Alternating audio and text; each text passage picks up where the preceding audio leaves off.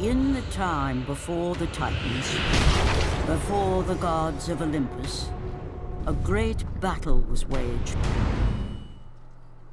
Hello there, Sarah from 17 once again. This is my God of War Ascension Titan difficulty video walkthrough. This is the conclusion to Delos landing, and this is a nice little cache of orbs, chests, and secrets. There's another phoenix feather. We're getting incredibly close to maxing that stuff out, which is always good news, even though I've not really been using my magic that much. So anybody who's frustrated by my lack of magic use, there's not much I can do about that. It's just not the way I play. But there's some platforming, some puzzle solving, and some combat, so it's pretty much the God of War trifecta in most of the missions, actually, this one and the ones coming up. I do like this part of the game. It's very colourful, and I think the colour scheme definitely helps. Because sometimes God of War can get a little dirgy, it can get a little brown and sandy and temple-y at times, but it's always good to go back out into the outdoors. And this is another elephant. So on the loading screens, it says be careful with the elephant guys, because when their weapon breaks they get very aggressive, but I think these things are more dangerous when they've got a weapon. There's your checkpoint anyway, just in case this goes bad. And did you see that? That is the 4 square attack. See how it stuns him every time? Look at it. But right there, he started doing the fancy one, and I don't know what is different. I just messed up the input, which is a shame, because I had him looped then. And don't get me wrong, he would have recovered, but look at it. It takes his legs every time you do it. It's so good. That is the only reason I use the ice one, if people are wondering, because the square is so good. There's me freezing him again, trying to juggle him, but I don't think you can. And that is bullshit, that. I knew it was coming, I evaded, and it still hit me. Which makes me think it's a shockwave, so you've got to jump, but sometimes jumping on God of War is a pain in the ass, as you've seen numerous times, and you've probably experienced yourself. Kratos just jumps like a bitch. It's not as bad. Actually, it's worse. Metal Gear Revengeance has one of the worst jumps in gaming history as well, but this one is worse. The only reason I don't notice it as much is because you can evade on this game, and on that game you've got to slash evade. But I'm just waiting for my amulet to come back so I can freeze him, beat him up a little bit, you know, keep him at a distance, evade his attacks. There's no real excuse to die on one of these enemies, because you fight 2 at the same time so frequently that one is just nothing when you've had 2 of them chasing you. Especially coming up, because coming up there's a terrible fight with 2 of these and so many of the standard douchebags. It just reminded me of God of War 2 on Titan, where every single encounter with the standard enemies was a million dudes attacking you at the same time, so fast, you barely had any openings, because that game is very challenging. This game, not so much. But it's still good, and I'm going to keep, you know, saying this, because all the reviews have just gone over how average it is, and I don't think there's anything average about this game. Sure, some of the combat decisions are not the way I would have taken the series, and I'm all for adding depth and adding more intricacy. I just don't think they've gone the right way about it. But fundamentally, it's fun, and you know, I play a lot of games, and I play a lot of games that aren't fun, and it's always nice to come back to the ones that are. And I know fun is probably relative to the player, but I don't understand how anybody can not have a smile on the face when they play this game, because it's so gleeful. It really is.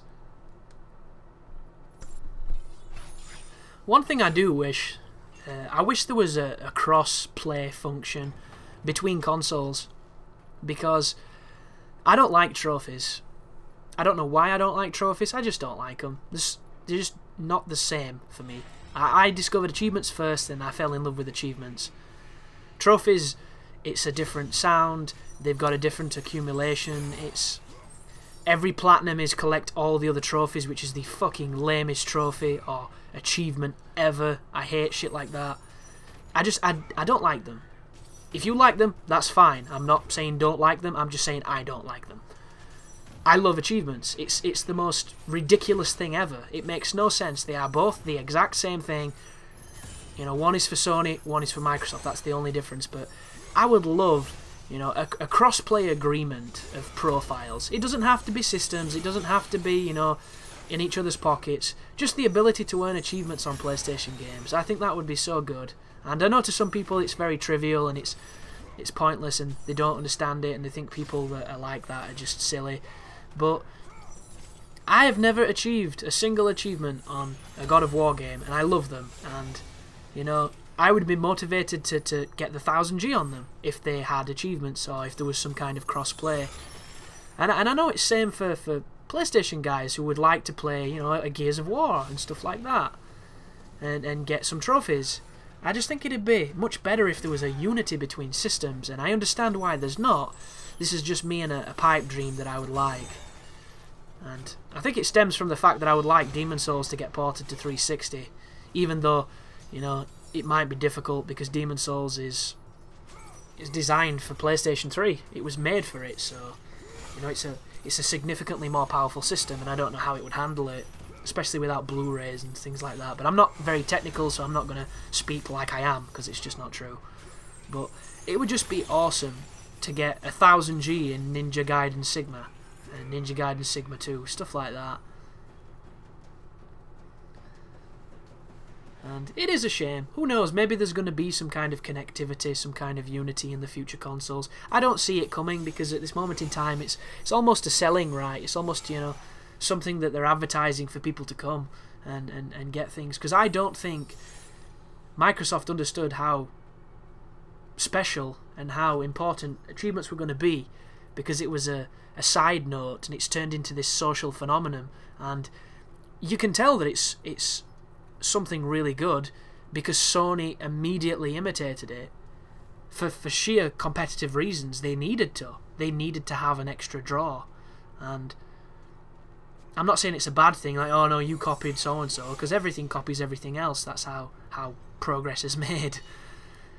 And I think it benefits the systems, and it would just be so nice to have that kind of access.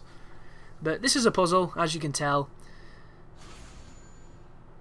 I'm going to make a terrible job of solving it. It's quite simple, which is terrible English, because my language skills have just decayed at this moment in time.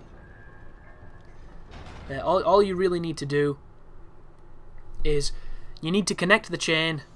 You need to use that block to wedge the gap so that you can climb up the section. Then you need to get rid of the chain so that you can rotate the valve so that the other thing stays in place. And I know that sounds complicated, but it's really not that bad. You've just got to make sure that you're doing it in the right direction, because if you're not, that's where this entire thing breaks down. I do think the puzzles on this game have been a little bit more challenging than the ones in the previous ones. That doesn't mean that they're massively challenging or much, you know, a lot more complex than they've been previous. I just think they take a little bit of a different thought process to solve some of them.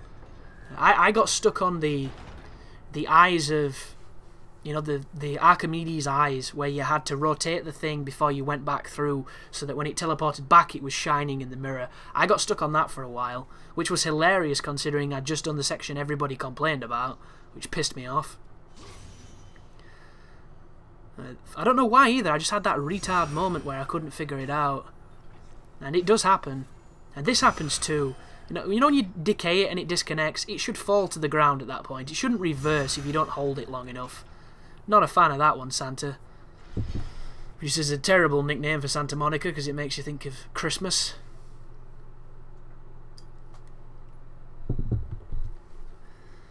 But yeah, just a big old puzzle at the end of this.